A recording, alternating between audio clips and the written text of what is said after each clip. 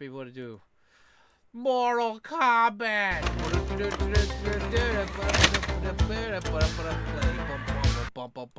Hey, yeah, you guys love video games and video game movies because you're cool, right? I thought you guys said you were cool. I don't know. I mean, are you changing up on me all of a sudden?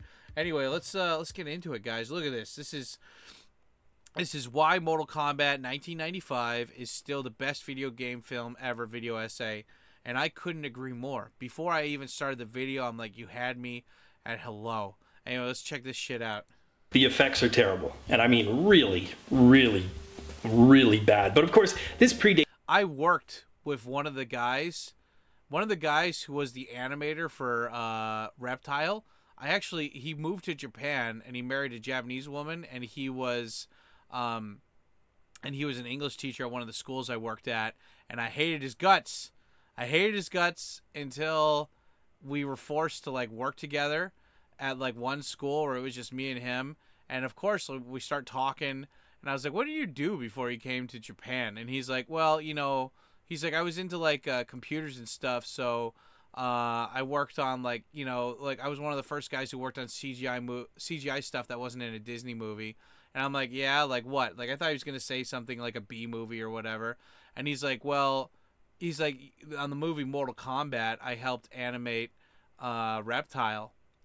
And I'm like, what? I love Mortal Kombat. That's like one of my favorite movies. And like, I was like, nah, he's just talking shit. And then like, you could see his name in the credits at the end of it. And I'm like, why are you working as an English teacher? And he's like, you know, you need to know Japanese if you want to work in a CGI studio in Japan. And also they just pay horribly. He's like, I don't care. Like, he's like, if I did anything like that, I'm not going to get paid for it anymore. Cause it's just, they treat FX animators like shit. And I'm like, okay, I get it. But, yeah, that's like, I'm so happy that I have like some kind of 6th degree of Kevin Bacon to this movie. It's awesome. It's Twitter, so the public couldn't jump on an entire VFX team to change up the appearance of a small blue rodent. Yeah. Yes, there's a touch of mid-90s so misogyny. hot. I mean, when did Shang Tsung... Hey, misogyny is cool. Hey, none of that in my house, huh? Air cages, back me up here. Hey, this is a misogyny-loving house, and you respect that. Don't tell me this guy's on Blue Sky. I'm liking this video too much already. Have time to not only put Sonya in that little leather outfit, but tease her hair as well. And I know some of you are thinking that some parts of that movie are absolutely unforgivable, but after celebrating its... If anybody's like one of those people that's like, oh my God, I can't believe they did that, or the Obama, I'm like, shut up. That movie was never for you, you know? I saw this great advertisement the other day. Apparently there's this new video game coming out where the main character is a black chick, which is fine. I mean, Resident Evil 5 had a hot black chick, but this woman, like, they purposely made the character as ugly as possible. And it's like, and then the post on Twitter said, remember when games were made for you? It's just this like sexy black chick as like this character. And it's like, yeah, dude, we play video games to escape the real world. Real world's full of like ugly, just fat people. I know, I'm one of them. You know, I play games to escape that stuff, and I don't need to see that shit in my video games. So when people are like, they're not realistic, I'm like, dude, video games were never meant for you. Go back to eating Play-Doh, you fucking retard. Anyway, let's go. 25th anniversary recently, Mortal Kombat, Yes! in 1995 still stands today as the golden standard of video game adaptations. In my opinion, there are some very specific keys to pulling off the best video game adaptation you can and putting it on the big screen. Keys that not a lot of people think about, including the filmmakers. Keys that people probably don't even notice, and keys that so far, Mortal Kombat is the only film to successfully accomplish. It's a 90s nostalgia hill that, yes, I am willing to die on, because without a trace of irony, I can say that 1995's Mortal Kombat is still the greatest video game adaptation put on the big screen. Damn right. I mean, like, it's just like really well made too, you know.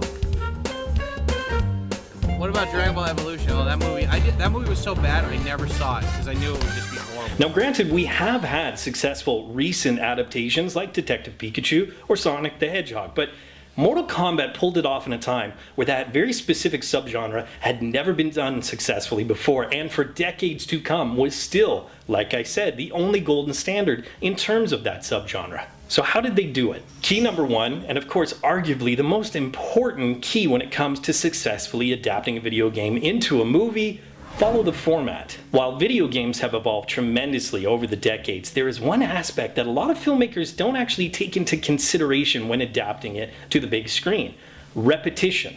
The fact is, video games are popular because there are a certain set of skills that you then repeat and repeat until you achieve the ultimate goal, winning the game. Now, many of you are probably thinking, of course, you can't do that in a script or it won't be successful. It'll be boring. It'll be repetitive. But I'm not saying to make the script itself repetitive or for the same thing to happen over and over again. But that repetition has to be addressed in order to have that connection with the audience who fell in love with the video game in the first place. Now, as mentioned, a lot of video games don't address that repetition, and probably for a good reason cinematically. However, Mortal Kombat actually really stuck to its wheelhouse and therefore did address that repetition. In fact, it lives at this very uncommon crosshairs of key number one and key number two, keeping the concept simple. Anybody who's a fan of the franchise knows that Mortal Kombat, even right off the bat, had a very rich and layered history. However, the concept itself was very simple. A tournament decides the outcome of all mortal life in Earthrealm. Fairly simple and easy to follow. Ultimately, any really good video game that you've played over the decades can be summed up in one sentence. A little blue robot has to beat a series of theme-based bosses and then eventually defeat their creator, an evil scientist. You are Spider-Man, stopping random street crime as you solve puzzles, find hidden objects, and fight iconic villains. A smuggler has to escort a teenage girl across a post-apocalyptic America, defending her against hostile survivors and cannibalistic creatures. Coming soon to HBO. The movie Mortal Kombat, after just a little bit of plot development, actually falls into that perfect cross-section of the first two keys. It follows the format and it keeps it simple. It actually has a portion of the film where it has 5 fight scenes in a row. Almost no dialogue in between. What? Oh my god, I just realized, yeah, the new Mortal Kombat movie, the one where it's like an Asian dad and his like mixed race family, and they're like, they tried to make that more about a movie versus fighting. And Mortal Kombat, yeah, the first movie's just like, well, it's about fighting, so let's just put like 90% of the movie to be fighting. It's like, yes, don't make it into your own stupid bullshit, like, you know.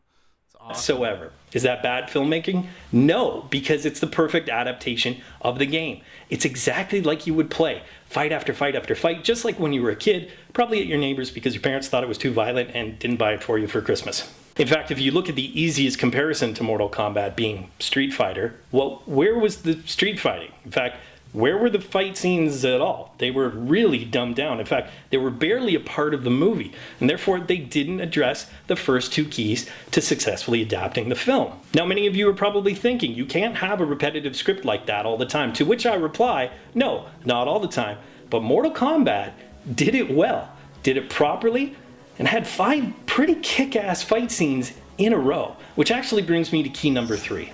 Treat it with respect. Goes without saying, doesn't it? But you'd be surprised how many studios just want to make a quick buck off of these properties. But the fact is, key number 1 is important, key number 2 is important, but key number 3 also means that you hire the right people. At least that's part of it. Pat E. Johnson was the king of 80s and 90s PG-13 level fight choreography. Not sure if that's something to brag about, but at the time, it certainly fit. He worked on the Teenage Mutant Ninja Turtles, the Karate Kid franchise, and even the original Buffy the Vampire Slayer. But out of all of the films that he choreographed, Mortal Kombat is the best one, in a very long filmography. And again, I think it's because of how seriously he took this opportunity. He also brought in an amazing stunt team and actors who were master martial artists. Robin Shou, for example, who played Liu Kang and actually choreographed the reptile Liu Kang fight sequence near the end of the film, took it so seriously, he severely hurt his back during filming. Yeah, dude. So workplace safety aside, you can see how seriously they took this film. In fact, if it was in today's age and we had Twitter and we were sharing clips online, Robin Shou would be up there with Tom Cruise breaking his ankle during Mission Impossible. But ultimately, of course, that relates right back to key 3. They treated it with respect. They brought in the right people behind the camera, and they brought in the right people in front of the camera. And believe it or not, some of these unsuccessful video game adaptations fail because of their bizarre casting choices. Of course, character design is a huge part of bringing these characters to life. The characters in the video game are so iconic that you want that iconography to transfer to the big screen. You want the costumes and the look of the characters to be exactly like they are in the video game, but it also has to do with the acting, embodying those characters. Now, no video game has gotten 100% of the characters right 100% of the time, but Mortal Kombat got pretty damn close. Robin Shou is Liu Kang, in my opinion, still to this day. A master martial artist. He takes a no-nonsense approach and really brings that discipline to the character that grounds an otherwise insane film. Cary Hiroyuki Tagawa is Shang Tsung. Menacing, over the top, kind of feels a little magical. And the fact is, he is so much the character that the video game company brought him back 25 years later, not only to use his likeness, but his voice in Mortal Kombat 11. In fact, you can go right down the list. Lyndon Ashby created the swagger of Johnny Cage on screen. Casting the Highlander as the immortal Raiden was pretty good mid-90s casting. And Bridget Wilson-Sampras and the guy who played Jax are also in this movie. I kid, because of course, if you remember... So I actually heard, I don't know if it's true, but I heard on like a different video essay that Christopher Lambert, like they wanted to, like, I forgot how exactly he got in contact with them. It's like either they wanted, it's either he heard about it and he got interested in it and they wanted him to do it, but they couldn't deal with his price. And so... I think he took like a big pay cut and he like paid for all of his like hotel and like for his like traveling and everything. Like he wanted to be in this movie so bad that like he basically like was like Jonah Hill in The Wolf of Wall Street. Like he really took a big pay cut just so he could have the opportunity to be in there, and also just because it's not that he thought this movie was gonna fix his career or like, you know, make it better, but it sounded so fun to him that he wanted to be a part of it. And it's like when you hear there's a movie like that, you know it's gonna be good, dude. Did he say Highlander? Yes. Remember how Cary Hiroyuki Tagawa's likeness was used in Mortal Kombat 11, so was Bridget Wilson-Sampras's, Lyndon Ashby's, and Christopher Lambert's. That's a pretty great tribute. Really, Key 3 is one of the most important ones because treating it with respect means that sometimes you just don't stray from the character. Street Fighter strayed from a lot of those characters' backstory. Yep. Mario Brothers strayed completely, didn't treat it with respect, didn't simplify it. But Mortal Kombat, while it may be simple, did just enough not to ostracize the fans.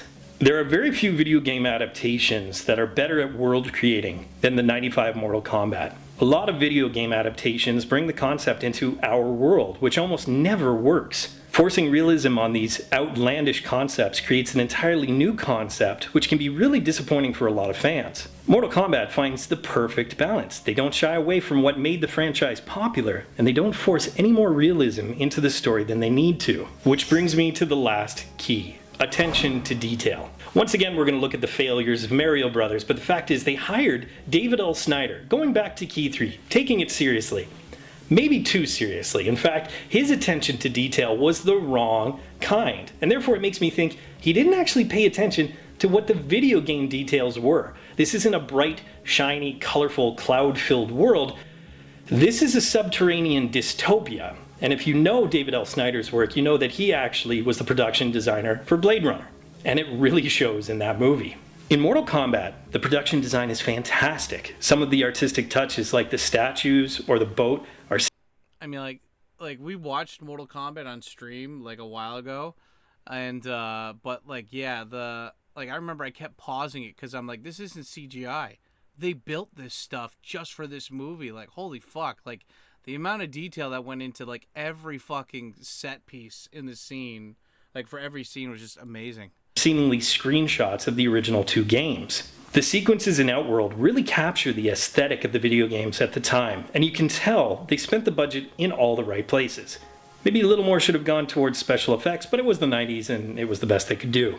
But let's talk about practical effects. Now, of course, in 1994 when the film was being made, they couldn't have done an entirely CG Goro, but practical effects do have a timeless quality about them. I'm not just saying that from a nostalgic standpoint. The fact is, once again, it goes to key number 3. Think about how seriously they had to take it to craft that suit and the animatronics that go with it. Sure, some of the fight scenes are a little stiff and you don't want too many close-ups of the puppet, but it works and there's a timeless quality about it. And again, as a kid or an adult, I remember I showed some of my students that are elementary school age the fight between Johnny Cage and Goro, and they were like legitimately scared.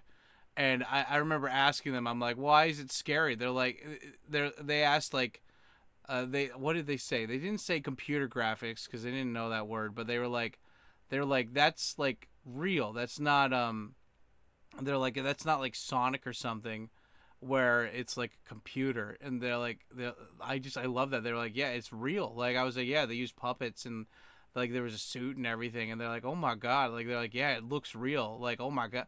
And like there's just something to be said about like when you have to make something. I think that's a problem with the film today too, is that everything's digital, so like they try to make everything 4K, but when you have it with a legit like video camera, or I guess film camera, where you're using film, they were still using video like computers to edit the videos back in the day, but like it lessens the quality, but in a way that shows that there's more realism.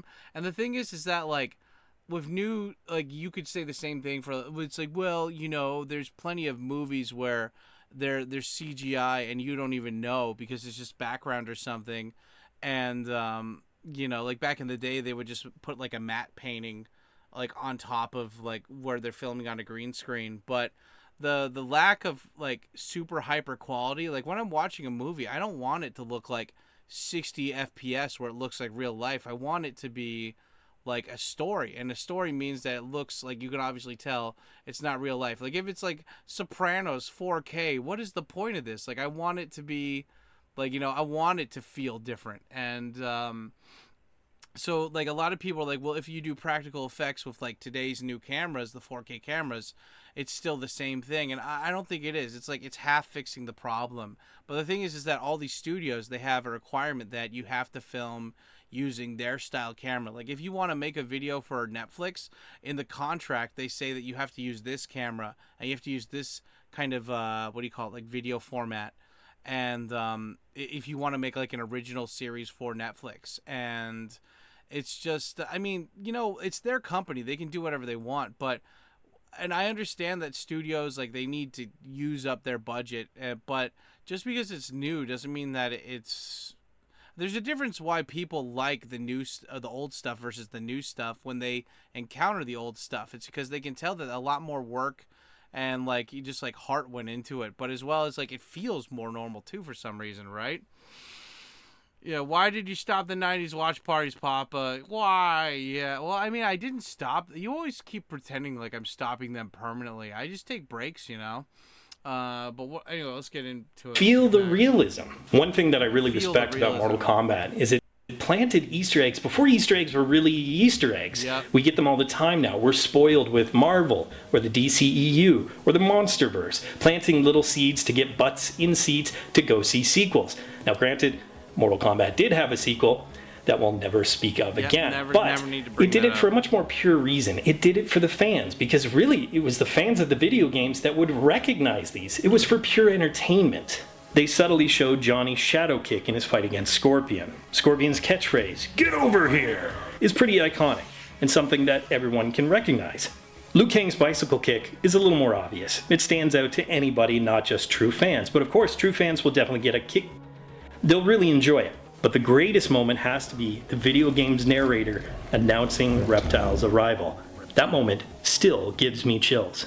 And I've been talking about the timeless quality of all these little touches, and I gotta say, I don't care what generation you're from, when you hear it still hits hard 26 years later. In fact, they used it for the trailer for Mortal Kombat 11, and they used it for the trailer for the 2021 upcoming film.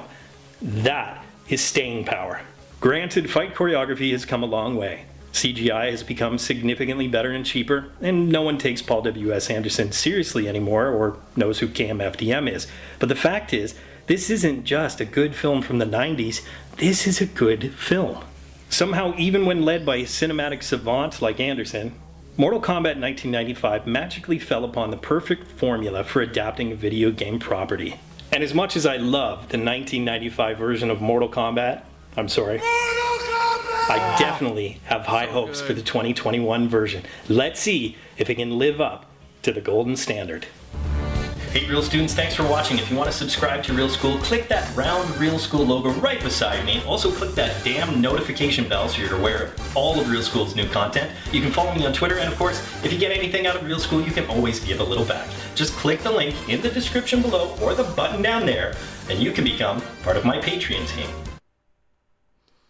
This guy's cool. Thank God you didn't say blue sky shit. I was so disappointed when I watched that video essay from that one guy, and then I'm like, okay, I'll go follow him on social media, and he's like, I only have blue sky. I'm like, yeah, I thought you were okay, man. But anyway, yeah, that was a pretty good video, man. I'm gonna go and follow this guy and subscribe to him for good stuff. I want to make a sound effect that's instead of Mortal Kombat, it says Suitcase Desu. Do it, dude. Figure it out, man. You got the AI. Make it work, Air Cages. Anyway, did you guys make it this far? If you made it this far, thank you for smashing the like button. I know you did that at the beginning of the video. The secret comment of the day. Write this down in the comment section to let me know you made it this far. Make a sentence with the words Kevin Smith. Yeah, because this guy looks like Kevin Smith with his like suit and then the hoodie. Yeah, so write down something with Kevin Smith in there. And, yeah, guys, if you like this video and you want to see more, you know, don't forget to follow me on social media, join the Discord. And if you ever wanted to learn Japanese or just have any bonuses to help support the channel, then check out my Patreon at patreon.com/TkyoSam.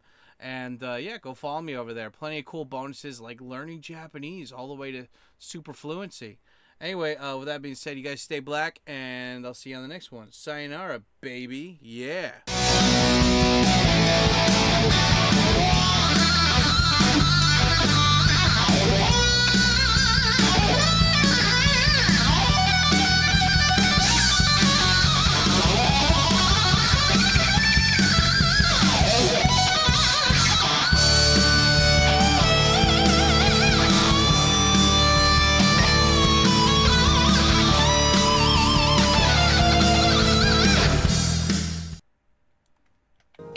You bit the bullet and started caring about something with all your heart and energy, but you can't care about it if you're always holding yourself back in case it doesn't work out. Yeah, why y'all put cheese on my cheeseburger? I'm sorry, what? Shut your bitch ass